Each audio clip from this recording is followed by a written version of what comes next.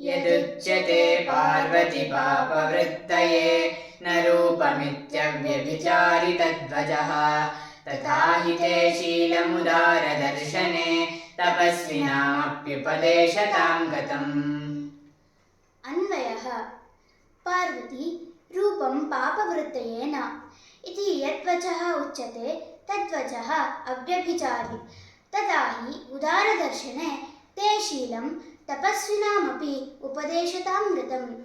अर्थः पार्वती ಎಲೆ ಪಾರ್ವತಿಯೇ, ರೂಪಂ ಸೌಮ್ಯವಾದ ಆಕೃತಿಯು ಪಾಪವೃತ್ತಯೇ ಪಾಪಾಚರಣೆಗಾಗಿ ನ ಭವತಿ ಆಗುವುದಿಲ್ಲ ಇತಿ ಎಂದು ಯದ್ವಚಃ ಯಾವ ಮಾತು ಉಚ್ಯತೆ ಹೇಳಲ್ಪಡುತ್ತದೋ ತದ್ವಚಃ ಅಂತಹ ಮಾತು ಅವ್ಯಭಿಚಾರಿ ನಿಜ. ತಥಾ ಹಿ ಏಕೆಂದರೆ ಉದಾರದರ್ಶನೆ ವಿಶಾಲ ಕಣ್ಣಿನ ಹೆಣ್ಣೆ ತೇ ನಿನ್ನ ಶೀಲಂ ನಡತೆಯು ತಪಸ್ವಿನಾಮಪಿ ತಾಪಸರಿಗೂ ಕೂಡ ಉಪದೇಶತಾಂ ಉಪದೇಶದ ರೂಪವನ್ನು ಗತಂ ಹೊಂದಿದೆ. ಸಂಸ್ಕೃತ ಭಾವಾರ್ಥಃ ಹೇ ಗೌರಿ ವರ್ಣಸೌಂದರ್ಯಂ ಕಿಲ್ಬಿಷಾಚರಣಾಯ ನ ಭವತಿ ಇತಿ ಯತ್ ಉಚ್ಯತೆ ತತ್ ಮೃಷಾನ ತಥಾ ಹಿ ವಿಶಾಲಲೋಚನೆ ತವ ಸ್ವಭಾವಃ ತಾಪಸಾನಾಮಪಿ ಉಪದೇಶರೂಪಂ ಪ್ರಮಾಣಂ ಪ್ರಾಪ್ತಂ. English meaning. Parvati, the saying that beauty does not lead to sinful course of life is not false. Parvati's conduct was role model for sages. Kannada ತಾತ್ಪರ್ಯ. ಒಳ್ಳೆಯ ರೂಪವು ಪಾಪಾಚರಣೆಗೆ ಹೋಗುವುದಿಲ್ಲ ಎಂಬುದು ಜನರಾಡುವ ನುಡಿಗಟ್ಟು.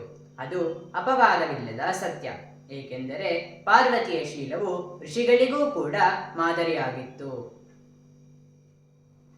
ವಿಗ್ರಹವಾಕ್ಯಂ ಪಾಪವೃತ್ತಯೇ ಪಾಪಸ್ಯ ವೃತ್ತಿಃ ಪಾಪವೃತ್ತಿಃ ತಸ್ಯೈ ಪಾಪವೃತ್ತಯೇ ಅವ್ಯಭಿಚಾರಿ ನ ವ್ಯಭಿಚರತಿ ಇತಿ ಅವ್ಯಭಿಚಾರಿ ಉದಾರದರ್ಶನೆ ದೃಶ್ಯತೆ ಆಭ್ಯಾಂ ಇತಿ ದರ್ಶನೆ ಉದಾರೇ ದರ್ಶನೆ ಯಸ್ಯಾಹ ಸಾ ಉದಾರದರ್ಶನ ತತ್ಸಂಬುದ್ಧೌ ಉದಾರದರ್ಶನೆ ತಪಸ್ವಿನಾಂ ತಪಃ ಯೇಷಾಂ ಅಸ್ತಿ ತೇ ತಪಸ್ವಿನಃ ತೇಷಾಂ ತಪಸ್ವಿನಾಂ ಉಪದೇಶತಾಂ ಉಪದೇಶಸ್ಯ ಭಾವಃ ಉಪದೇಶತ ತಾಂ ಉಪದೇಶತಾಂ ಗತಂ ಗಮಜಗತೌ ಇತಿ ಧಾತೋಃ ತಪ್ರತ್ಯಯಾಂತಃ ಶಬ್ದಃ ಧಾತುಃ ಉಚ್ಯತೆ ಉಚ್ಯತೆ ಉಚ್ಯೇತೆ ಉಚ್ಯಂತೆ ಉಚ್ಯಸೆ ಉಚ್ಯೇತೆ ಉಚ್ಯಧ್ವೆ ಉಚ್ಯೆ ಉಚ್ಯಾವಹೆ ಉಚ್ಯಾಮಹೆ भ्रूञ् व्यक्तायां वाचि इति धातोः सकर्मकात् कर्मणि आत्मनेपदिनः लटि प्रथमपुरुषे एकवचने उच्यते इति रूपम्.